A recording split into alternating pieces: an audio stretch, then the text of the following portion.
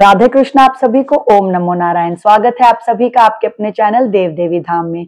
मैं राजराजेश्वरी फिर से आज आप सभी के सामने लेकर आई हूं कार्तिक के इस पावन माह में कार्तिक महात्म्य की कथा का दूसरा अध्याय। चलिए कार्तिक महात्म्य के दूसरे अध्याय को सुनते हैं और उसको सुनने से पहले भगवान श्री गणेश को याद करते हैं।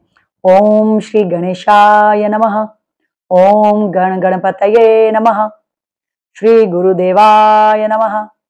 गुरुर्ब्रह्मा गुरुर्विष्णुः गुरुर्देवो महेश्वरः गुरुः साक्षात् परं ब्रह्म तस्मै श्री गुरुवे नमः। ओम गुरुवे नमः। ओम भगवान श्री गणेशाय नमः। दूसरा अध्याय।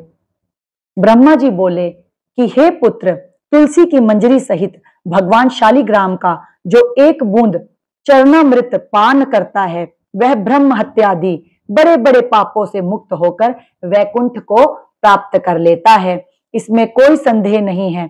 जो भगवान शालिग्राम की प्रतिमा के आगे अपने पितरों का श्राद्ध करता है उसके पितरों को भी वैकुंठ प्राप्त हो जाता है। जो भगवान श्री शालिग्राम जी की मूर्ति का दान करता है उसे समस्त पृथ्वी के दान का फल प्राप्त होता है। जो श्री भगवान शालिग्राम की प्रतिमा को बेचता है वह महान कष्ट भोगता है। इसलिए श्री शालिग्राम की मूर्ति को बेचना नहीं चाहिए। तो इस दूसरे अध्याय में ब्रह्मा जी नारद जी को क्या बता रहे हैं कि तुलसी की मंजरी सहित भगवान शालिग्राम का जो आप प्रसाद में चढ़ाएं तुलसी की मंजरी को, उसको और भगवान को चढ़ाए हुए चरणामृत को अगर आप ग्रहण करते हैं तो ब्रह्म हत्या जैसे बड़े बड़े पापों से भी आपको मुक्ति मिल जाती है। कहते हैं कि भगवान शालिग्राम की प्रतिमा को इस महीने के अंदर अवश्य ही पूजना चाहिए और इस प्रतिमा के आगे ही पितरों का श्राद्ध करने से, पितरों को तर्पण देने से आपके पितरों को भी वैकुंठ का वास प्राप्त हो जाता है। और ऐसा भी कहते हैं कि भगवान श्री शालिग्राम जी की मूर्ति का इस महीने के अंदर यदि आप किसी को दान देते हैं या गिफ्ट करते हैं तो बहुत ही शुभ माना जाता है। और भगवान श्री शालिग्राम जी की मूर्ति को कार्तिक के महीने में यदि कोई व्यक्ति बेच रहा है तो वो महान कष्ट का और पाप का भागी बनता है। तो शालिग्राम को बेचना तो कतई नहीं होता कार्तिक के महीने में। कहते हैं कि श्री विष्णु भगवान का पूजन शंख के जल से करना चाहिए और ऐसा भी कहा जाता है कि कार्तिक के महीने में भगवान श्री हरि जी को जब आप स्नान करवाएं, उनको अर्घ्य दें तो आप शंख में जल भर करके उन्हें अर्घ्य दें और स्नान करवाएं।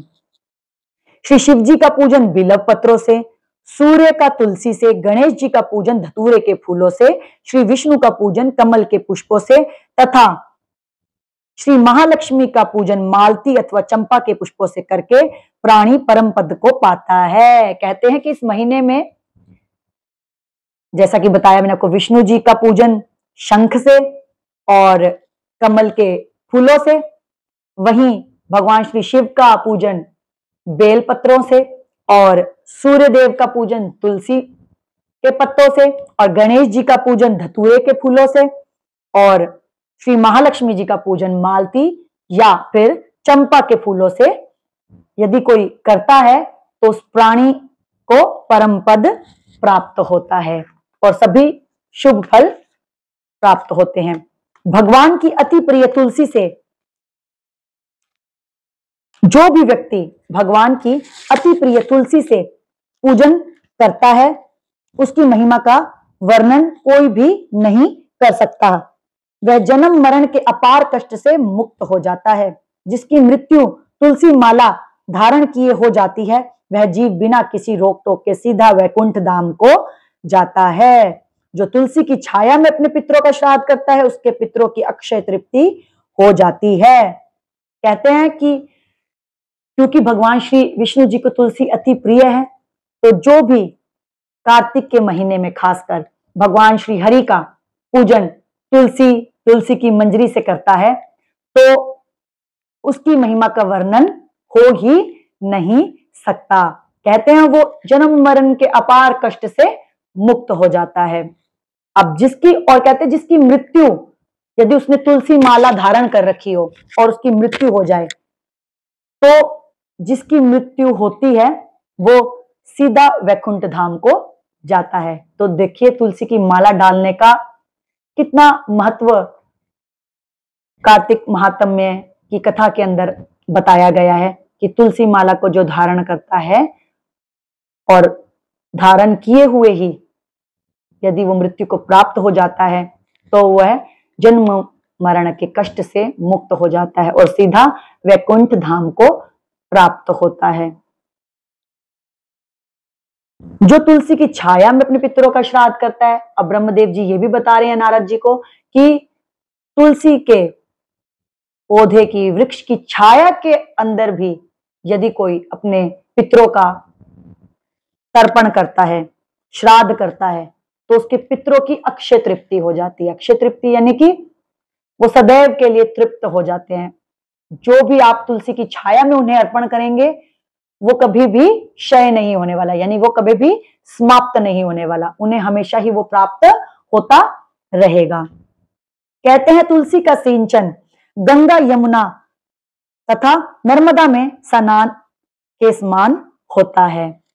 तुलसी माँ को वैसे तो आप सभी हर महीने में ही जल देते ही हैं, तुलसी जी का सिंचन करते ही हैं घर के अंदर, लेकिन यदि कार्तिक महीने में खासकर यदि तुलसी के पौधे का सिंचन किया जाए तो जो उस सिंचन का फल है वो ये है कि आपको गंगा यमुना और नर्मदा में स्नान करने का ही वैभव प्राप्त होता है, यानी कि उसके समान ही आपको वैभव प्राप्त होता है यदि आप तुलसी मैया का सिंचन इस महीने के अंदर करते हैं।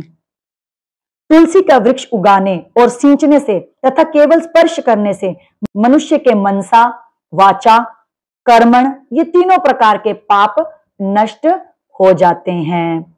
यानी कि क्या कह रहे हैं ब्रह्मदेव कि तुलसी का सिंचन करने से या फिर तुलसी का वृक्ष इस महीने में लगाने से क्या आपको फल प्राप्त होता है? ये फल प्राप्त होता है कि मनुष्य के मन द्वारा किए गए, वाणी द्वारा किए गए और कर्मों द्वारा किए गए सभी प्रकार के पाप नष्ट हो जाते हैं।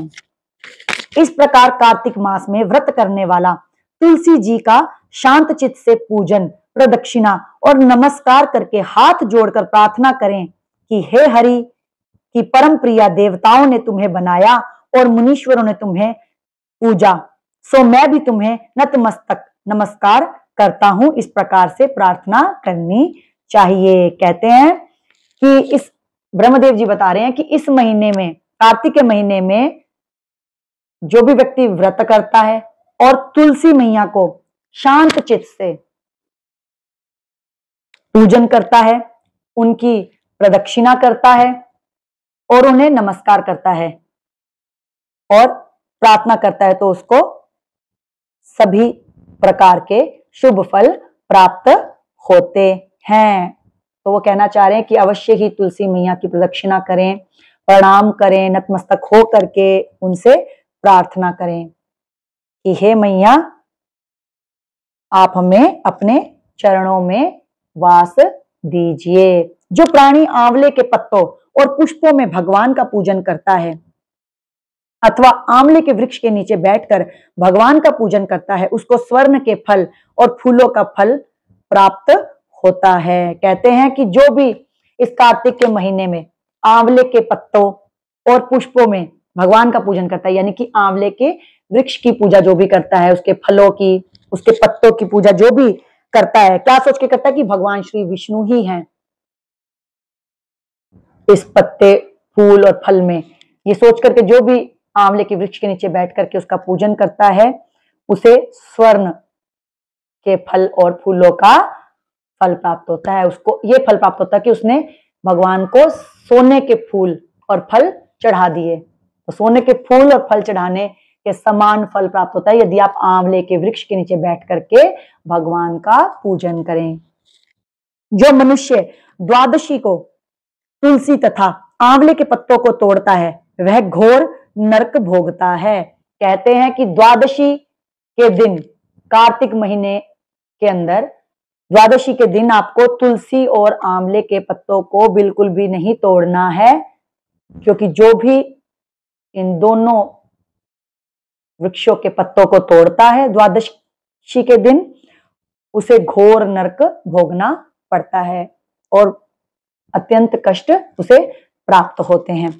मनुष्य को चाहिए कि कार्तिक मास में आंवले के फल, तुलसी, गोपी चंदन की माला धारण करे। कहते हैं कि मनुष्य इस कार्तिक महीने में आंवला के फल अवश्य खाए और तुलसी को भी अवश्य ग्रहण करे और गोपी चंदन की माला को धारण करे। तुलसी की माला को भी धारण करे और गोपी चंदन की माला को भी आप धारण कर सकते हैं। और वैसे भी देखा जाए तो इस समय मौसम जब बदलता है तो काफी बीमारियां मनुष्य के शरीरों में घर करती है, तो उस बीमारियों से बचने के लिए आंवले को साइंटिफिक तौर पे भी आप खाएं तो अच्छा रहेगा, क्योंकि आंवले में भरपूर विटामिन सी की मात्रा होती है जो आपकी रोग प्रतिरोधक क्षमता को और भी मजबूत करती है, आपकी इम्यूनिटी सिस्टम को और भी मजबूत करती है।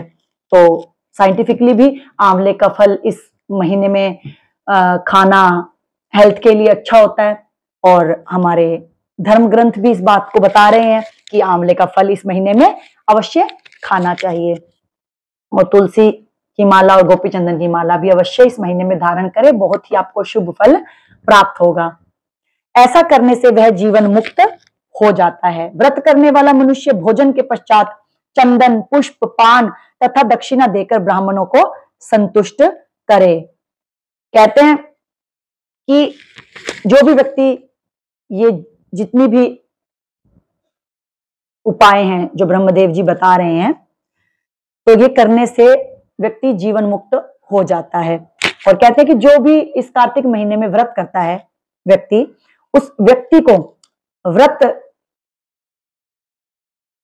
का पारण करने के बाद यानी कि भोजन करने के पश्चात चंदन, पुष्प, पान और रुपए यानी कि दक्षिणा लेकर के ब्राह्मण को अवश्य देनी चाहिए। संपूर्ण कार्तिक मास में पृथ्वी पर शयन करें तथा ब्रह्मचर्य का पालन करें। कहते हैं कि कार्तिक के महीने में खासकर आपको पृथ्वी पर शयन करना चाहिए, यानी कि नीचे लेटना चाहिए और पूरे महीने ब्रह्मचर्य का पालन करना चाहिए। केवल 1 मास तक पत्तल में भोजन करें और मौन व्रत धारण करें तो वह प्राणी वीर, धीर, कांतिवान होता है। कहते हैं इस महीने के अंदर जो भी पत्तल पे भोजन करता है, नीचे शयन करता है, धरती पर शयन करता है, पत्तल में भोजन करता है, ब्रह्मचर्य का पालन करता है, तो वह और मौन व्रत धारण करता है यानी कि चुप रहता है, एक भी शब्द नहीं बोलता है, तो उस प्राणी के अंदर क्या क्या गुण की बढ़ोतरी होती है? वो वीर बनता है, वो धीर बनता है और कांतिवान बनता है, यानी कि उसके चेहरे पर चमक आ जाती है, उसके शरीर में तेज आता है। जो मनुष्य एक समय आंवले के वृक्ष के नीचे पूर्ण कार्तिक मास भोजन करता है उसके 1 वर्ष के समस्त पाप क्षय हो जाते हैं। कहते हैं कि जो भी व्यक्ति, कोई भी व्यक्ति यदि इस कार्तिक के महीने में आंवले के पेड़ के नीचे बैठ करके यानी कि उसकी छाया में यदि वो भोजन ग्रहण करता है तो उसके 1 वर्ष के पाप यानी कि उसने जो 1 वर्ष के दौरान जो भी पाप किए होंगे वह क्षय हो जाते हैं, वह सभी नष्ट हो जाते हैं।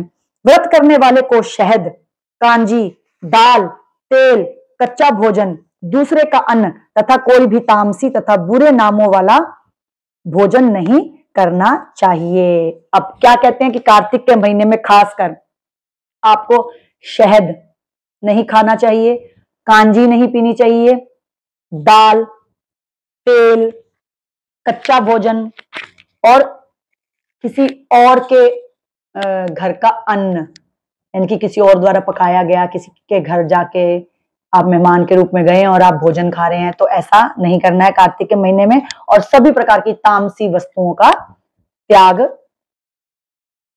इस महीने में अवश्य करें। रविवार को आंवला खाना भी वर्जित है, और खासकर संडे के दिन, इतवार के दिन, रविवार के दिन आंवले को नहीं आपको खाना है। देव, गौ, वेद तथा पर निंदा नहीं करनी चाहिए। किसी भी देव देवता की, देवी की, गौ की और वेदों की हमें निंदा इस मंथ में, इस महीने में बिल्कुल भी नहीं करनी है। मांस इत्यादि का सेवन तो क्या ध्यान भी नहीं करना चाहिए। कहते हैं कि मांस का तो ध्यान भी नहीं करना, सेवन तो दूर की बात है, इस महीने में मांस का तो ध्यान भी नहीं करना, ध्यान में भी नहीं लाना। यदि कोई व्यक्ति ऐसा कार्य करता है, ये अशुद्ध तामसिक भोजन खाता है मांस का, तो उसे इस महीने में खासकर उसको ध्यान में भी नहीं लाना चाहिए। मिट्टी में उत्पन्न हुआ नमक, मसूर, बासी भोजन, तांबे के पात्र में डाला हुआ दूध इत्यादि से ये सब मांस के समान ही माने जाते हैं। कहते हैं कि मिट्टी में उत्पन्न हुआ नमक, यानी कि पहाड़ी नमक, और मसूर की दाल और बासी भोजन और तांबे के बर्तन में डाला हुआ दूध इस महीने में यदि आप ग्रहण करते हैं तो विष के समान, या कह लीजिए कि मांस के समान माना जाता है। अंततः इनका प्रयोग नहीं करना चाहिए। केवल स्वयं अपने ही लिए बनाया गया भोजन भी मांस के समान होता है। कहते हैं कि इस महीने में यदि आप भोजन बना रहे हैं तो सिर्फ अपने लिए ही बना रहे हैं। उस भोजन में से ना तो आप गाय का भोग निकाल रहे हैं, ना भगवान को भोग दे रहे हैं, ना कुत्ते की रोटी निकाल रहे हैं, ना किसी मेहमान के लिए भोजन रख रहे हैं, तो आप पाप कमा रहे हैं। यानी कि स्वयं के लिए यदि सिर्फ अपने लिए ही आप भोजन बना रहे हैं तो आप बहुत पाप कमाएंगे इस महीने में। तो जो भी भोजन बनाए उसमें से अवश्य ही प्रभु को भोग लगा करके ही उस भोजन को पाएं।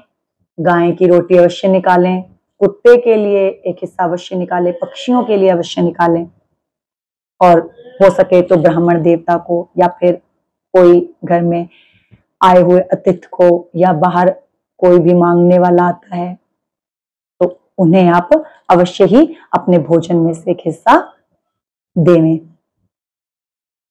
लहसुन, प्याज, पृथ्वी का फूल गोभी इत्यादि, गाजर, जंगली घिया, बैंगन, पेठा तथा दोबारा पकाया भोजन, ये सब व्रत में नहीं खाने चाहिए। और जो व्यक्ति खासकर इस कार्तिक के महीने में व्रत रखता है तो उसके लिए तो लहसुन, प्याज और पृथ्वी के अंदर की ओर उगी हुई जो भी खाद्य पदार्थ होते हैं, जैसे गाजर होगी, ठीक है, वो नहीं खानी है, बैंगन भी नहीं खाना है, पेठा भी नहीं खाना है, जंगली घिया भी नहीं खाना है, और फूल गोभी भी व्रती के लिए निषेध है। और दोबारा से जो भोजन को पकाया जाता है ना, जैसे हम रख लेते हैं और फिर उसको दोबारा से गर्म करके खा लेते हैं, तो वो बिल्कुल भी नहीं करना है। या फिर कभी कभार कुछ बची हुई चीज से दोबारा से बना के, जैसे रात की दाल बच गई या सब्जी बच गई, उसको आटे में गूंद करके हम दोबारा से उसके परांठे बना लेते हैं, तो ऐसा नहीं करना है। इस महीने के अंदर बहुत पाप लगता है, खासकर व्रती व्यक्ति को तो बिल्कुल भी नहीं। रजस्वला स्त्री, मलेच्छ, पतित तथा पाखंडी आदि से भूलकर भी बात नहीं करनी चाहिए।